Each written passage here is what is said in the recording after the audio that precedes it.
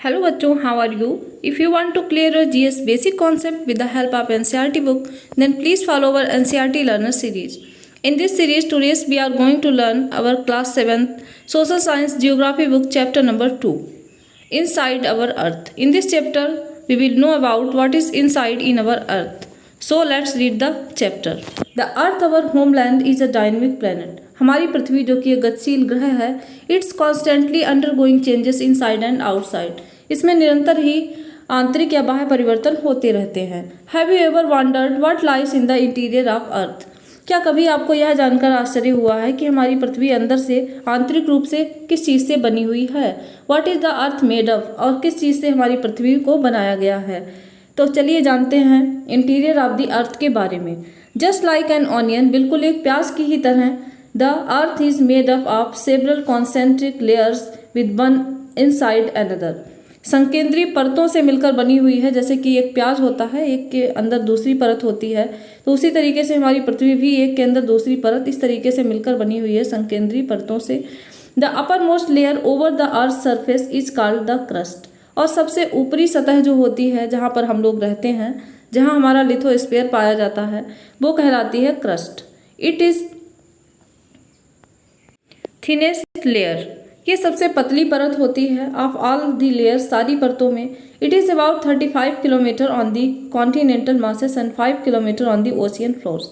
और यह 35 किलोमीटर होती है जो महाद्वीपीय विस्तार पाया जाता है उस पर, और महासागरों में ये सिर्फ 5 किलोमीटर तक ही पाई जाती है. महासागरीय सतहों में सिर्फ 5 किलोमीटर तक की क्रस्ट पाई जाती है. जैसे कि आपको डायग्राम से भी यहाँ पर समझाने की कोशिश की गई है क्रस्ट, मेंटल एंड कोर को. अगर आप समझना चाहें तो सबसे ऊपरी परत ये है हमारी क्रस्ट, जहाँ पर लिथोस्फीयर पाया जाएगा. और जो येलो वाला पार्ट है, this is mantle. And third inner core, जो रेड वाला पार्ट दिखाया गया है, वो है हमारा inner core. The main mineral constituents of the continental masses are silica and alumina. और इसके जो मुख्य खनिज होते हैं जो इसमें पाए जाते हैं क्रस्ट में, वो होते हैं सिलिका एंड एल्यूमिना. इसीलिए इसको बोलते हैं sial. It is thus called sial. The ocean crust mainly consist of silica and magnesium. और जो महासागरों की सतह होती है वो मुख्यतः किससे बनी होती है? सिलिका एंड मैग्नीशियम से. It is therefore called sima. इसलिए इसको सीमे बोला जाता है, silica and magnesium. Just beneath the crust it is the mantle which extend up to a depth of 2900 kilometre. और क्रस्ट के ठीक ही नीचे 2900 किलोमीटर की डेप्थ तक मेंटल पाई जाती है. Below the crust the innermost layer is the core with a radius of about 3500 kilometre. और mental के भी नीचे जो लेयर पाई जाती है, सबसे भीतरी परत जो होती है, वो कहलाती है कोर. और ये लगभग 3500 किलोमीटर की रेडियस में फैली होती है. It is mainly made up of निकल एंड आयरन. और ये मुख्यतः निकल और आयरन से मिलकर बनी होती है. And is called nife. और इसलिए इसको क्या बोला जाता है? Nife. The central core has very high temperature and pressure. और जो सेंट्रल कोर है, जो सबसे अंदर की भीतरी परत है, वहाँ पर बहुत ज़्यादा टेम्परेचर एंड प्रेशर होता है. There is a knowledge given to you. The crust forms only 1% of the volume of earth. जो हमारी क्रस्ट होती है वो सिर्फ 1% वॉल्यूम ही बनाती है हमारी पृथ्वी का. 84% कॉन्सिस्ट ऑफ द मेंटल. और 84% हिस्सा जो है वो मेंटल होता है.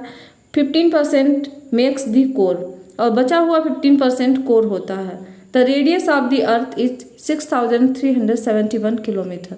और हमारी पृथ्वी की जो त्रिज्या होती है वो 6371 किलोमीटर होती है. तो इस तरीके से हमने समझ लिया तीनों लेयर के बारे में कि कैसे क्रस्ट है, फिर मेंटल है, फिर कोर है. तो इस तरीके से आपने लेयर्स को समझ लिया. और साइड में नेक्स्ट आपको बताया गया है the deepest mine in the world is in south Africa. जो सबसे गहरी खान है वो कहाँ है? साउथ अफ्रीका में है. It is about 4 kilometre deep. ये लगभग 4 किलोमीटर गहरी है. In search of for oil engineers have dug a hole about 6 kilometre deep. और जब इंजीनियर्स जो ऑयल वगैरह की खोज करते हैं तो वहाँ पर लगभग 6 किलोमीटर अंदर होल बनाते हैं गहरा. To reach to the centre of earth which is not possible. पृथ्वी के अगर सेंटर पर आप पहुंचना चाहते हैं, जो कि पॉसिबल तो नहीं है, लेकिन फिर भी you will have to dig a hole 6000 kilometre.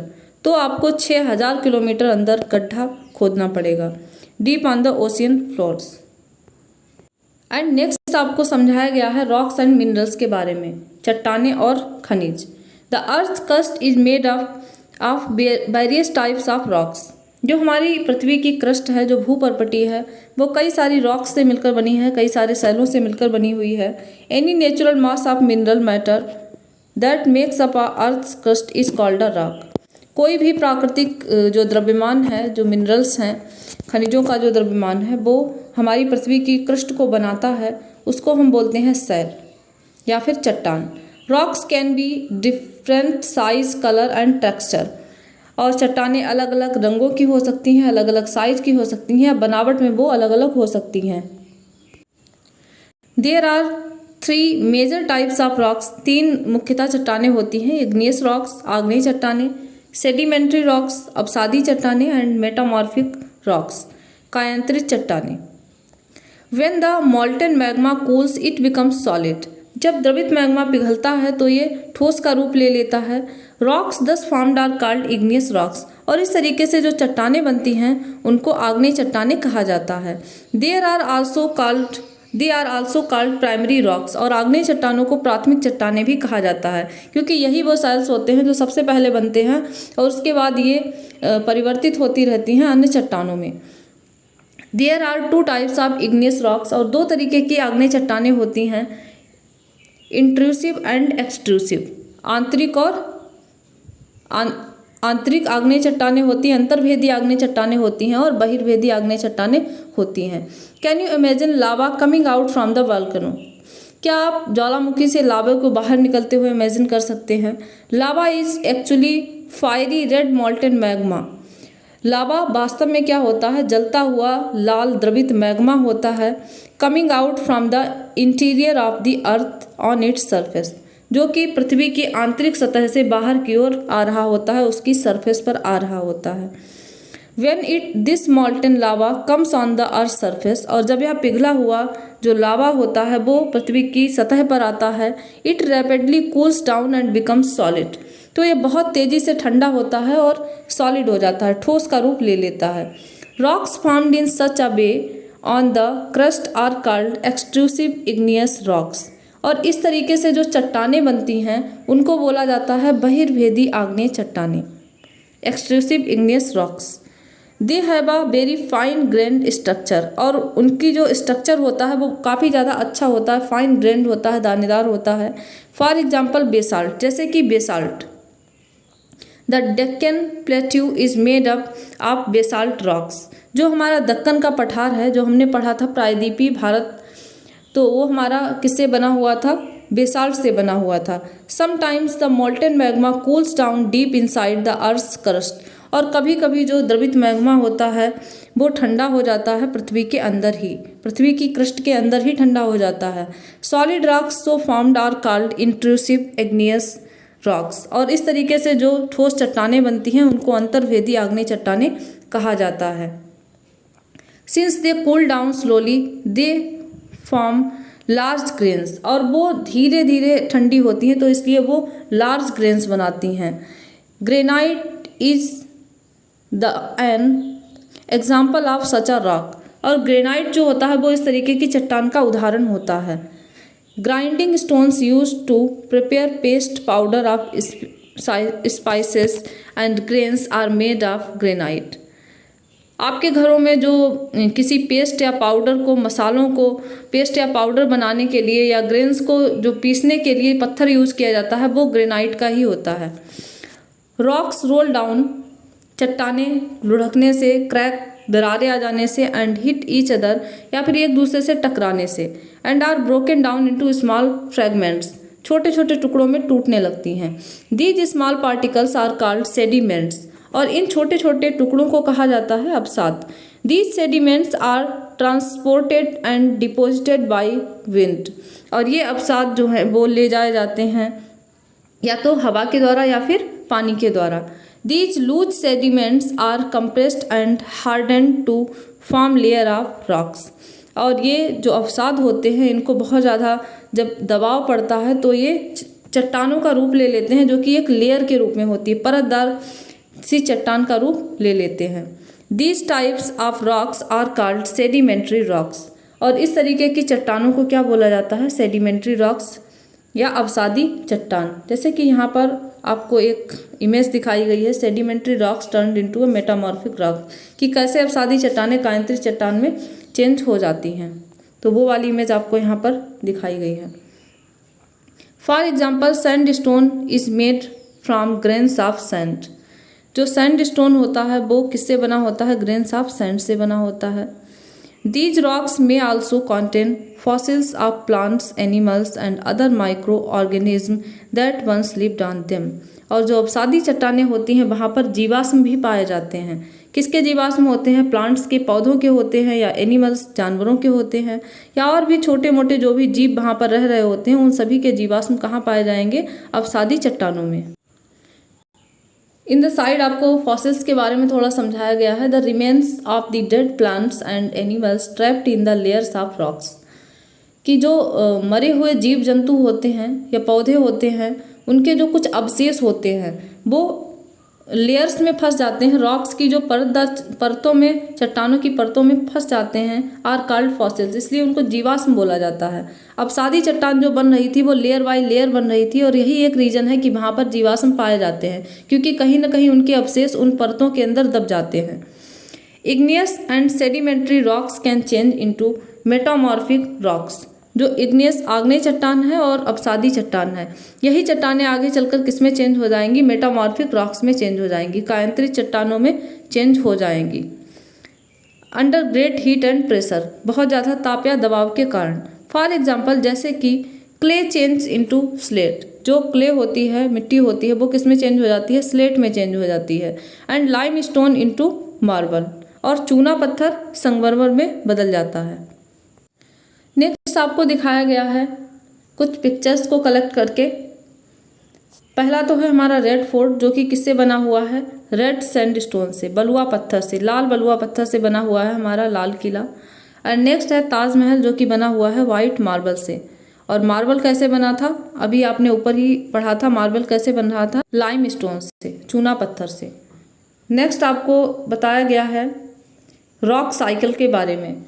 You will be surprised to know that one type of rock changes to another type certain conditions in a cyclic manner। कि एक तरीके की चट्टानें दूसरे तरीके की चट्टानों में परिवर्तित होती रहती हैं एक चक्रीय प्रक्रिया के तहत। This process of transformation of the rock from one to another is known as the rock cycle। और ये जो ट्रांसफॉर्मेशन की जो प्रक्रिया चलती है इसको बोला जाता है रॉक साइकिल।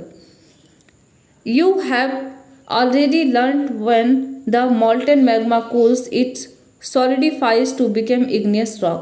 आप पहले से ही पढ़ चुके हैं कि जब जो द्रवित मैग्मा होता है वो ठंडा होता है तो ये आग्नेय चट्टान बनाता है। These igneous rocks are broken down into small particles। और ये आग्नेय चट्टानें छोटे छोटे टुकड़ों में जब टूटती हैं that are transported and deposited to form sedimentary rocks। और तब ये अवसादी चट्टानों का रूप ले लेती हैं। When the igneous and sedimentary rocks are subjected to heat and pressure।